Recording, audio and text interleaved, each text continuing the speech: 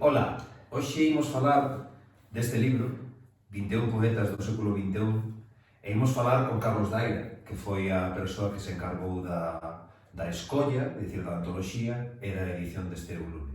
Ola, Carlos. Hola. Benvido a este espazo de Aira das Letras para falar sobre este libro.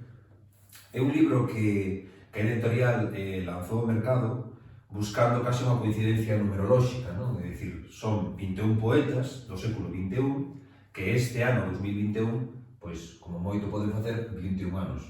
Por lo tanto, todos eles son nacidos no propio século XXI, por completar o círculo cabalístico.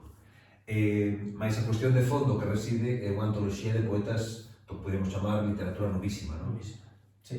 Sí, realmente non hai moitas antoloxías, nin hai moitas documentacións sobre o que están facendo esta xente de menos de 21 anos ou menos na poesía, e a verdade é que eu que fixen ese traballo de escoller os poetas e as poetas e que non foi doado, sorprendeume moito que se está facendo na poesía.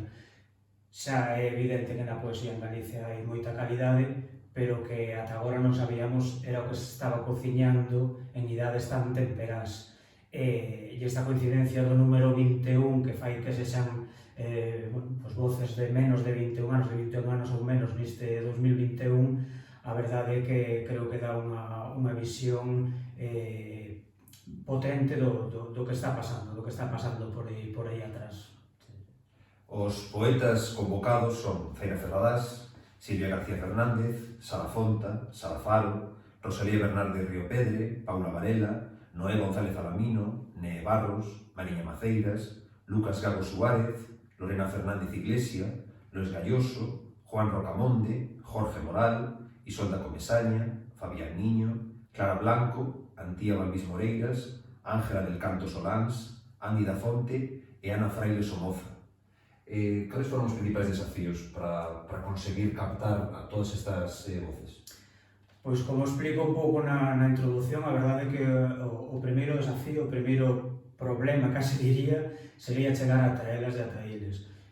Non é doado nestas idades, esta xente, ocúpase, parece que, a nos parecenos que esta xente nova, porque xogan nas redes moito, parece que se expoñen moito, pero na realidade non é tan así, e sobre todo na poesía.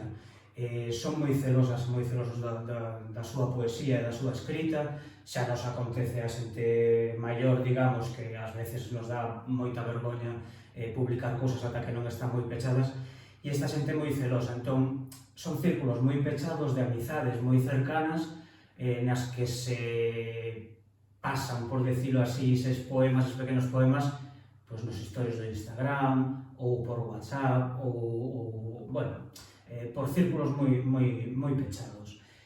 Chegar ata esa xente que ten unhas idades moi temperás e que se ti non coñeces, non tes os medios para chegar, é moi difícil.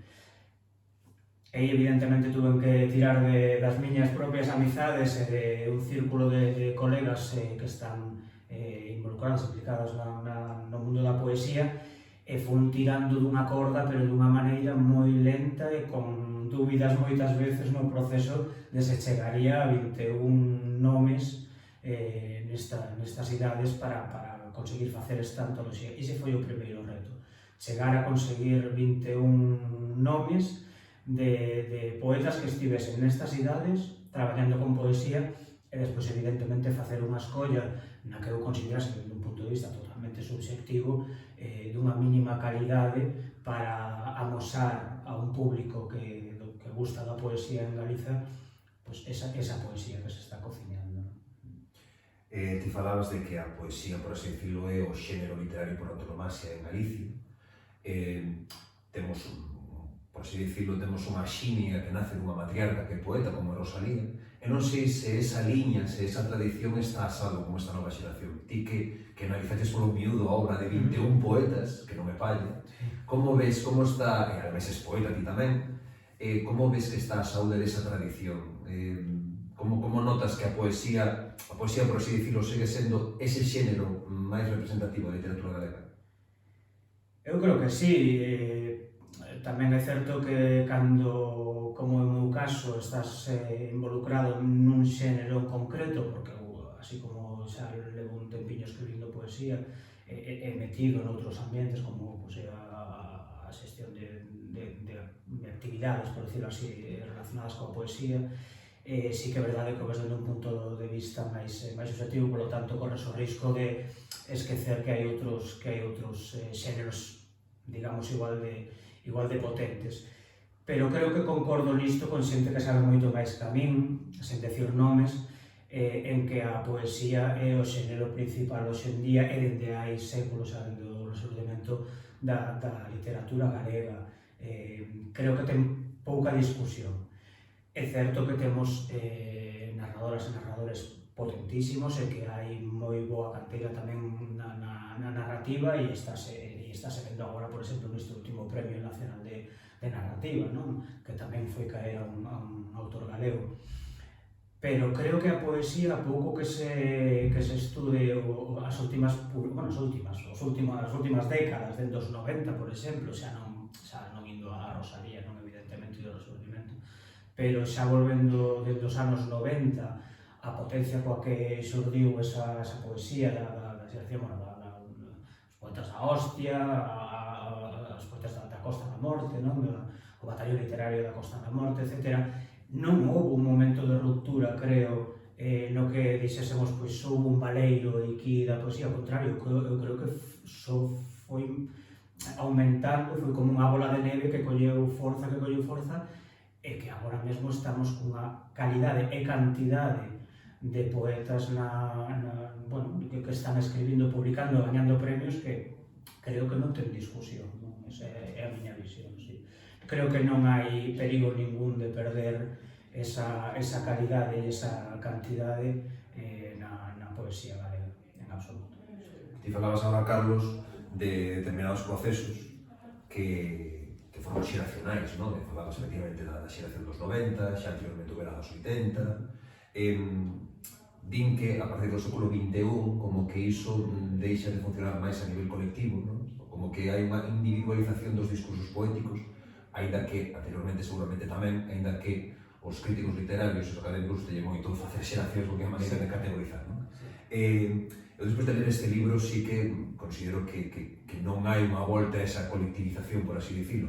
Primeiro pola propia feitura da antoloxía, que cada un a súa nai o seu pai, por así dicilo, pero tamén polos discursos poéticos, non? Non sei se ti coincides con isto. Sí, coincido plenamente. Eu creo que xa hai un tempo, e xa teño lido esta análise en outras antoloxías, en outros estudos, no que hoxe en día facer categorizacións a nivel de xeracións é bastante, non direi absurdo, pero sí que é irreal, eu creo.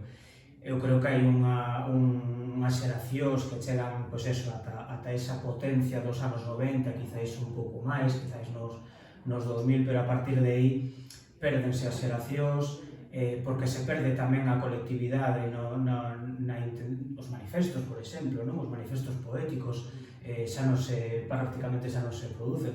Inda lín onte o último manifesto poético dun grupo que ven de publicar un libro de poesía que non diremos nomes nin editoriais, e sorprendeume porque había moitísimo tempo que non vía un manifesto poético, non? Dun grupo, ainda que neste caso era anónimo. Pero sí, eu acho que hoxe en día prima. Quizáis hai unhas temáticas, pero iso é evidente e está, digamos, marcado pola situación histórica, económica, social, etc. do momento e do país, pero non só, tamén estamos a falar dunha globalización do mundo global e, polo tanto, iso tamén se dilúe. Quizáis existen unhas temáticas comuns e unhas referencias, pero non hai xeracións, e como tú ben dis, aquí o que hai son individualidades intentando explicar o seu punto de vista e as súas problemáticas persoais a través da poesía. Sí que hai pequenas referencias que son comuns, que se ven, pero que son xente de menos de 21 anos ou menos. É evidente que ten que haber esas referencias comuns, pero iso non entronca cunha xeración, nin moito menos.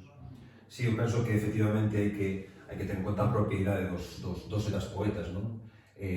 Como intentan explicar o mundo, como ti dicías, e incluso dar un pouco a palmada encima da mesa, non? Decir, aquí estou eu, non? Non sei como ves esa, incluso, pois, algunhas gamberradas, entre comillas, lingüísticas que cometen, non sei se ves ese ánimo un pouco de reivindicarse, non? Que é moi propio da xuventude.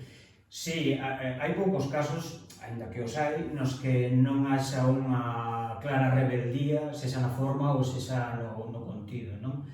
En case todas as voces, por non decir en todas, vese moi claro esa necesidade dende a adolescencia, mocidade, de dar, como ti dices, un golpe na mesa e dicir, estamos aquí. Xa non estou aquí, estou eu, se non estamos aquí, e entón falar, pois, por exemplo, nas voces femininas notase moitísimo ese golpe arriba da mesa de falar do feminismo dende esas idades tan temperas, e non o digo só en absoluto, vaya, non o digo porque haxa unha febleza do argumentario ou do discurso, sino o contrario, porque hai algo máis que están achegando elas, neste caso, a esa visión do feminismo. Despois, en xeral, xa tanto mulleres como homes, están pegando golpes na mesa cunha cuestión social. Iso é un punto de unión, un fío de unión, aí sí que o vexo, de estar a protestar e estar a dar voces dicindo que non están de acordo con moitas das cousas que están acontecendo, con moitos dos problemas que son transestatais, mundiais, globais,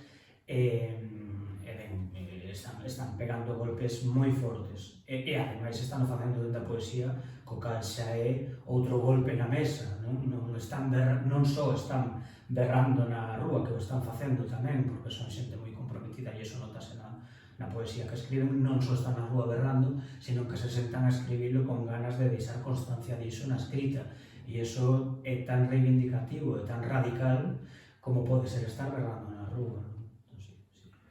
Pois nada máis, simplemente recomendarvos que leades este libro. Son 21 voces novísimas para todas as persoas interesadas na poesía e de lo desfrutar moito. Moitísimas grazas, Carlos, por estar con nós e, por suposto, por encargarte esta antoloxía. Moitísimas grazas, o sea, disfrute.